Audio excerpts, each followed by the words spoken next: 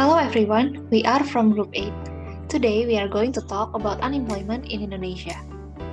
In the past 2 years, our country is facing the COVID-19 virus pandemic. As a result of this pandemic, our government implemented several policies to deal with the situation, such as minimizing citizens' mobility, which includes limiting the number of employees that work in office. As not all jobs can be done at home, some companies reduce their employees, which causes a lot of people to lose their job. To further discuss this topic, what exactly is unemployment? Unemployment is a situation where someone wants to get a job but has not got one. It also includes people who have a job but are not productive. The number of unemployment can be calculated by subtracting the number of workforce by the number of people who have a job or the number of labor force. To further talk about unemployment, let's get to know about the unemployment rate. Unemployment rate is the percentage of the workforce who does not have a job. Meanwhile, the workforce consists of citizens who are in productive age and desires to work. Workforce does not include people who decide not to work, such as students or housewives. The unemployment rate can be calculated as the number of workforce who does not have a job divided by the number of workforce. How do we calculate the unemployment rate in the real case? For instance, if there are 25 million citizens in productive age, where 5 million of them decides not to work, and 18 million citizens has a job, then the number of workforce is 25 million minus 5 million, which is 20 million, and the number of unemployment is 20 million minus 18 million, which is 2 million. And the unemployment rate is 2 million divided by 20 million times 100% equals to 10%. Amid an improvement in the local COVID-19 situation, the unemployment rate in Indonesia is starting to decline. Indonesia's unemployment rate dropped to 5.83% in the first quarter of 2022. Moving on to the next topic is types of unemployment. Based on the causes, there are 4 types of unemployment. The first one is normal or frictional unemployment. This is caused by a temporary transitions in workers' lives, such as when a worker moves to a new city and has to find a new job, or freshly graduated college students that just started to enter the labor force. Second is a cyclical unemployment. According to Keynesian economics, cyclical unemployment is a natural result of the business cycle in times of recession. In this period of time, there will be a declining demand in an economy for goods and services. Third is structural unemployment. Structural unemployment is caused by a mismatch in the demographics of workers and the types of jobs available, either when there are jobs available that workers don't have the skill for, or when there are workers available but no jobs to fill. Last is technological unemployment. Technological changes, such as the replacement of horse-drawn transport by automobiles or the automation of manufacturing, lead to unemployment among workers displaced from jobs that are no longer needed. Based on the characteristics, there are 4 types of unemployment. First is open unemployment. They are able to work and are also willing to work, but there is no work for them due to low economic activities. When there are too many hired employees in a job than required, a state of disguised or hidden unemployment is created. Thus, the part of the labor force is either left without work or is working in a redundant manner such that worker productivity is essentially zero. Third is seasonal unemployment. It occurs only during seasonal months of the year because different industries or parts of the labor market are available during different seasons. For example, agricultural jobs. Fourth, half unemployment. This is a condition in which people only work half days, such as part-time workers.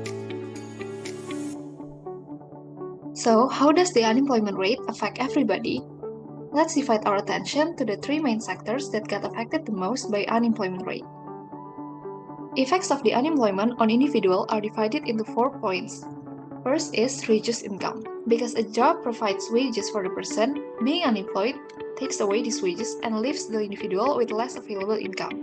Unemployment can also have a significant impact on a person's physical health. Unemployed people are less likely to spend money on health-related expenditures, such as a gym membership or healthy food. Family members of an unemployed person are also at risk of the negative impact of unemployment.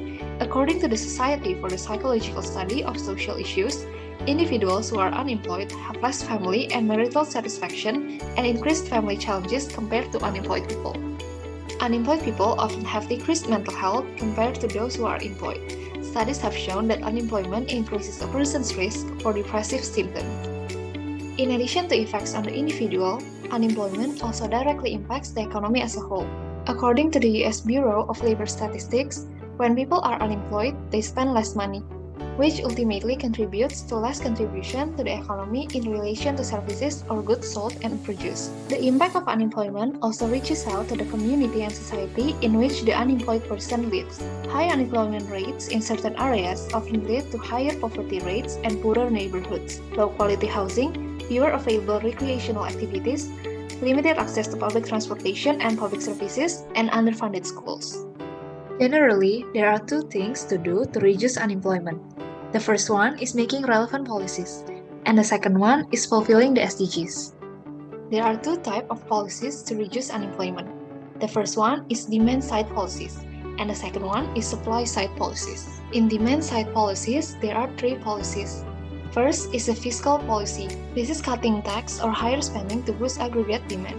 Lower taxes increases disposable income and help to increase consumption, leading to higher aggregate demand. If the production rate increases, demand for workers will increase as well. Second is monetary policy. This is cutting interest rate to boost aggregate demand. Lower rate decrease the cost of borrowing and encourage people to spend and invest. This will increase GDP and lower unemployment rate. The bank should accelerate investment credit to solve the slow capital accumulation problem. This may be done by creating special incentives for the banking, such as lower assessment on the balance activa according to risk. Third is depreciation of exchange rate. This is used to boost export demand. Next is supply-side policies. E-mobility will cause structural employment, and policies such as apprenticeship schemes aim to provide the unemployment with the new skills to find fresh employment. These policies was made because of poor quality of workplace training. Second is reducing the geographical immobility of labor. Many people want to find a new job in the new environment. They already have the technical factor, like the soft skill or the hard skill, but they was challenged by the non-technical skills such as high house prices, family and social ties, and regional and cultural differences. Third is changing the education system. Young people will be required to continue in education or training until they reach a certain age. Then vocational education should be more developed. Plus, the stigma about vocational education is more inferior should be vanished. Fourth is to support the guaranteed real wage to grow much faster by increasing the total factor productivity or TFP. To raise the TFP, there should be some steps such as accelerating the capital accumulation, increasing investment efficiency, and increasing the quality of human resources. Fifth is reducing the power of trade unions. Reducing the influence of trade unions will reduce the minimum wages that will help solve the wage unemployment problem. Sixth is employment subsidies. Firms could be given tax breaks or subsidies for taking on long-term unemployed. Seventh, stricter benefit requirements. Governments will take a more proactive role in making the unemployed accept a job or risk losing benefit. After a certain period, the government could guarantee a public sector job, for example, cleaning streets. 8. Applying maximum working weeks. This will lead to firms needing to hire more workers and reduce unemployment.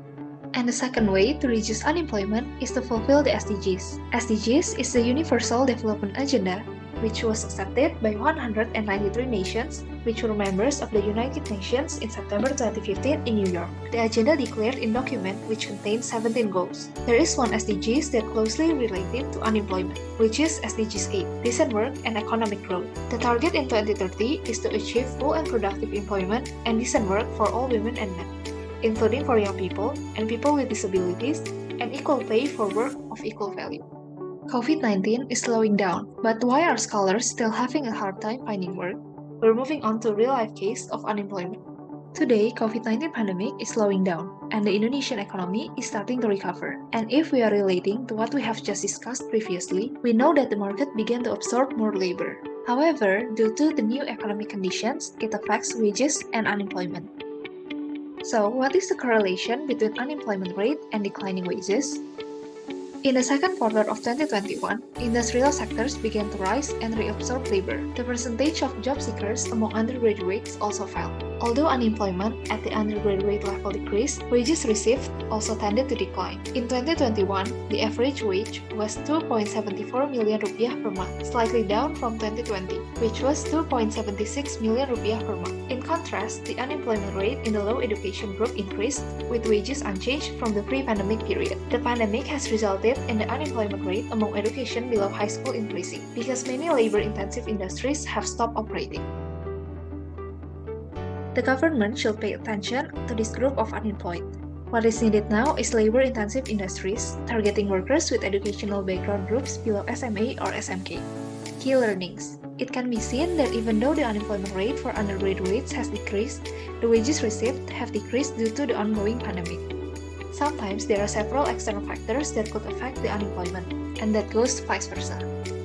Here are the references used for the video, and thank you for watching.